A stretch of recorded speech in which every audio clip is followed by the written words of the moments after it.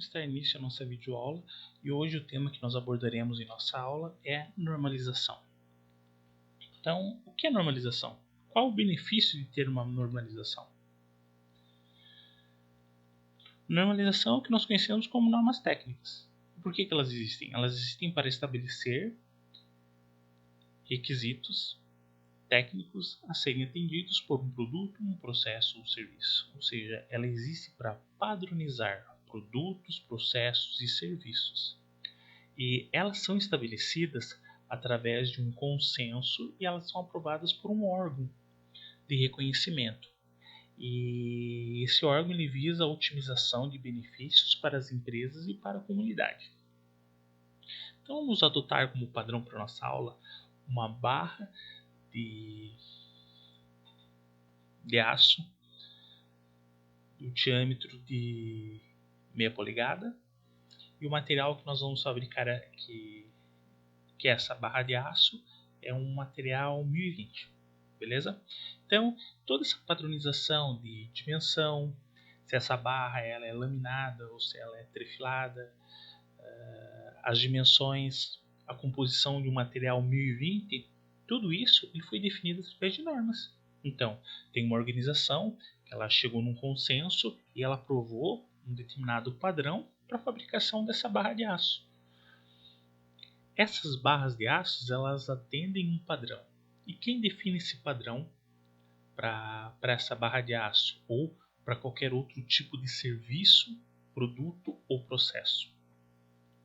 Então, existem organizações que elas são de níveis internacional, nacional ou até mesmo empresarial. As organizações internacionais, as mais conhecidas são a chamada ISO, a AISI e a SAE. Qual a diferença de uma para outra? Então, a ISO é a Organização Internacional de Normalização. Então, o que ela serve? Ela serve para normalizar diversos tipos de produtos, serviços ou processos.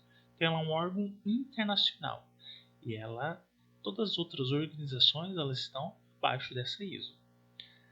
A AISI, que é a American Iron Steel Institute, que é o Instituto Americano de Ferro e Aço, ele padroniza tudo que se refere a ferro e aço.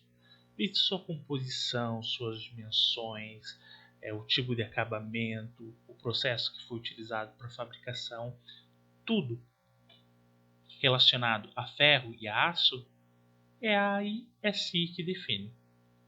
A SAE ela é mais voltada para o segmento automotivo. Ela é a sociedade das indústrias automotivas. Então, as indústrias automotivas elas estabeleceram um padrão de serviço, de fornecimento, e tudo que se refere à indústria automotiva, ela segue esse padrão de SAE.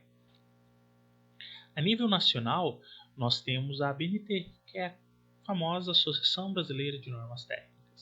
Dentro da ABNT, nós temos diversas NBRs, que são normas que elas definem a padronização para um determinado produto, para um determinado processo, para uma determinada fabricação. Então, por exemplo, nós temos normas que se referem à parte de desenho, nós temos normas que se referem à composição do aço, nós temos normas que se referem para diversos tipos de segmentos dentro da indústria. E nós temos, enfim, as normas empresariais, que são aquelas que são geralmente criadas pelos setores de qualidade, para definir o padrão, que tipo de produto que utiliza na empresa, qual que é o padrão de venda, o padrão de recebimento. Então, essas normas, elas são criadas por esse setor de qualidade, mas elas são sempre vão obedecer padrões da ISO, padrões da BNT, dependendo do segmento da empresa. Mas qual que é a forma de atuação dessas normas? Quando que eu uso normas? Para que eu uso? Aonde eu posso usar? Então, elas estabelecem requisitos de qualidade, de desempenho e de segurança de algo no seu uso ou até mesmo na sua destinação final. Mas também elas podem estabelecer procedimentos. Elas podem padronizar formas, dimensões, tipos, uso, fixar classificações, terminologia, glossários. e definir a maneira de medir ou determinar as características como os métodos de ensaio. Então, o exemplo que eu dei lá no começo da aula foi uma barra de aço diâmetro de meia polegada, e o material que foi feito essa barra de aço, ele é um material 1020. Então todas essas dimensões, todas essas formas, a classificação, a terminologia, que seria o nome, foi tudo estabelecido por uma norma. A norma, por exemplo, para fixar a composição desse aço e a sua classificação, é uma norma referente à classificação e terminologia. Existe um padrão de dimensões, por exemplo, meia polegada nós sabemos que seria 12,7 milímetros. A forma, então, se é um aço de diâmetro de meia polegada, nós sabemos que a forma dele é redonda e que ele é vendido em barras. Então, todo esse padrão, que ele já vem automático em nossa mente, é uma norma. É uma normalização que foi feita para aquele determinado tipo de produto. E assim tem diversos tipos de produtos.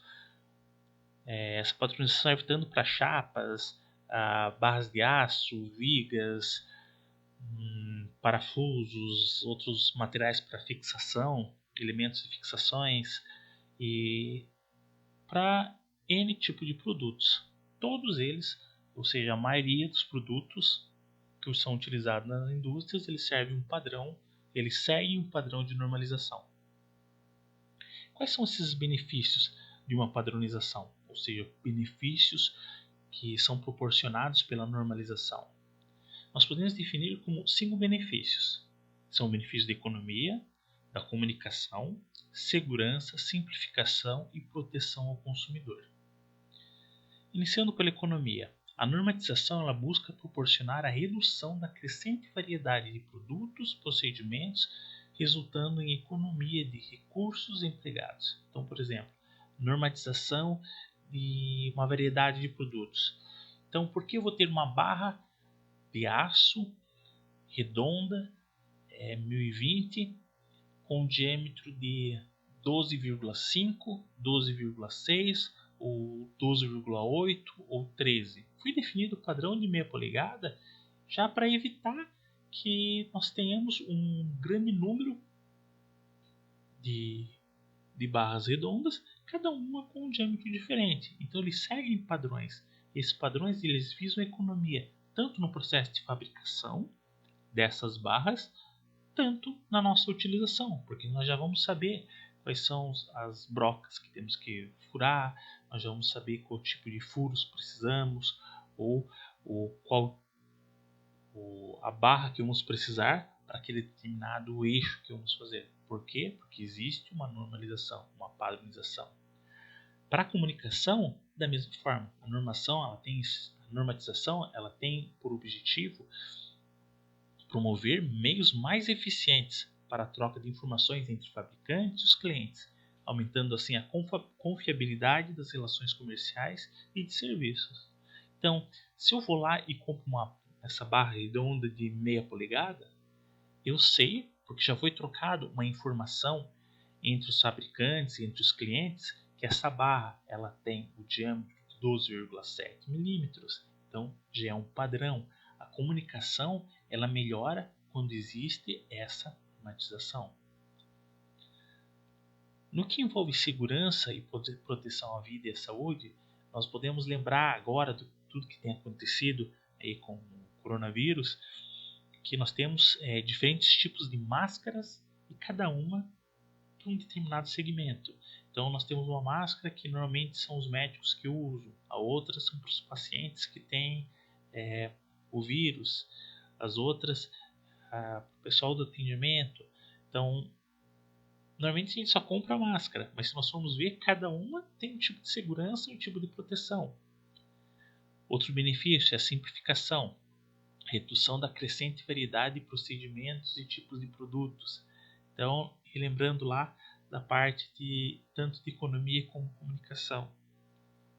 Por que eu vou ter barra 12,5, a barra 13, a barra 12,8, 12,6, 12,55, não tem necessidade. Então eu reduzo uma variedade de produtos. Com isso eu posso reduzir uma variedade de procedimentos. Eu vou simplificar um produto, vou simplificar um processo.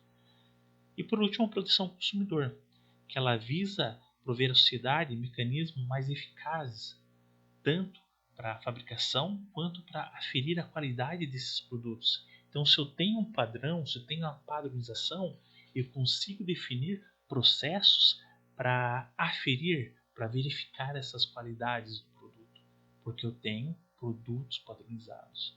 Tudo isso, ao final, ele vai bater no meu bolso, porque a partir do momento que um produto ele é normalizado, eu sei que ele vai ter uma qualidade melhor. E se todos os produtos forem normalizados, eu posso ter também uma redução de valor no meu produto. Onde eu encontro essa normalização? Normalmente em catálogos e rótulos. Se você vai comprar um produto padrão, você pode encontrar ele num catálogo. Então, esse catálogo ele vai mostrar que diferentes peças de diferentes fabricantes elas possuem o mesmo padrão. Por quê? Porque ela seguiu uma normalização. Então, esse fato é extremamente importante no que diz respeito a uma matéria-prima, uma característica, a propriedade de um produto. Todas elas são encontradas em catálogos. Um exemplo é um catálogo de parafuso. E nesse catálogo eu vou saber as dimensões tanto da cabeça quanto qual é o tipo de rosca que eu vou utilizar. Vamos saber qual é o material que é fabricado esse parafuso. Então, não importa se eu vou comprar de fornecedor X ou de fornecedor Y, eu sei que ao final que eu tenho o mesmo tipo de parafuso. O porquê? Porque ele está padronizado. Então, no que se trata a produtos, não é diferente, porque os rótulos eles também me dão este caminho. Eu vou deixar no Google Sala de Aula um modelo de um catálogo da Caesar, que é uma fabricante de parafuso, e ali vocês vão poder ver diversos tipos de normas e de padronização. Para vocês verem determinados elementos de fixação, cada um segue uma norma, segue uma padronização, desde a composição do material ou das medidas desse produto. Nós temos aqui uma ordem de serviço, que essa ordem de serviço também ela segue um padrão de padronização. Como que nós sabemos? Aqui nós temos a data, uma sequencial, que é dessa ordem de serviço, uma data programada, até mesmo com horário para fabricação, número de desenho, qual que é o produto e o que eu vou fazer, qual o tipo de IPI que eu devo utilizar, algumas informações sobre este produto que deve ser feito, a descrição dos serviços, aqui quais materiais têm que ser utilizados para fazer esse serviço. Então, uma ordem de serviço, ela também é uma padronização, ou seja, uma normalização. E também os desenhos, os projetos, que eles também seguem um padrão, eles também seguem normas. Então, por exemplo, eu tenho aqui os desenhos e os códigos dos produtos, a descrição, eu tenho a legenda com o nome de quem desenhou, quem projetou e a aprovação de quem está esse projeto, qual que é a descrição desse desenho, o que ele significa. Eu tenho os itens que eu utilizo. Por exemplo, aqui nós temos parafuso Allen M4x10, a quantidade desses. Então, desenhos eles também seguem um padrão de normalização, para que não importa onde você abre esse desenho, você saiba qual o padrão que foi utilizado e qual material que você precisa utilizar para fabricar esse determinado produto. Como que eu posso fazer a classificação? Então, a partir desse aumento, nós vamos ver sobre o aço. Qual que é a normalização do aço? O aço ele segue a norma a ABNT NBR 6006. Porém, essa norma ela foi alterada para essa ABNT, para essa NBR NM 87. Ela foi mudada em 96 e em outubro de 2000 ela foi definida como NBR NM86. Esse NM que é utilizado aqui no Mercosul. Ela é a norma que ela fala do aço carbono, aços ligados, a construção mecânica, designação e composição química. Vamos ver um pouquinho sobre essa norma, que é o que vai focar mais no nosso estudo. Voltando aqui para o nosso slide. Então, qual que é a sua classificação? Como que eu vou classificar nossos produtos? Primeiro é pela sua forma. Se ele é um produto semi-acabado, se ele é chapa, se ele é barra, se ele é laminado, se ele é triflado, então, se ele é uma viga. Então, a fórmula do produto semi-acabado, que é a primeira coisa que eu vou definir. Depois é o processo de acabamento. Se é um aço laminado a quente, se ele é laminado a frio, se ele é fundido, se ele é forjado. Eu vou explicar para vocês com detalhe, no nosso primeiro encontro presencial, o que é uma laminação a quente e uma laminação a frio. E qual a diferença de um processo para o outro. Talvez alguns alunos já viram isso em processo de fabricação. Nós vamos ver isso daí em uma determinada aula também. Um pouco antes de vermos sobre o tratamento térmico. O tipo de procedimento de desoxidação, se é um aço acalmado, se é um aço semi-acalmado, também veremos isso separado um pouco antes de trabalhar com a parte de tratamento térmico. O tipo de aplicação é mais complexa também por causa da sua grande variedade, por ela ser mais complexa. Então, se um aço para tratamento térmico, ou se um aço para algum componente específico de mola, de engrenagens, se ele é um aço para trilho, ou se ele é um aço para algum tipo de processo de fabricação, um aço de fácil usinagem, um aço de fácil conformação. Então, eu posso classificar ele também por esse tipo de aplicação. Ou pela composição química, que é pelo teor de carbono ou teor de elementos de liga presentes nesse aço, nesse material. Nós vamos focar um pouco nessa composição química e nessa nomenclatura que é utilizada nessa parte de composição química.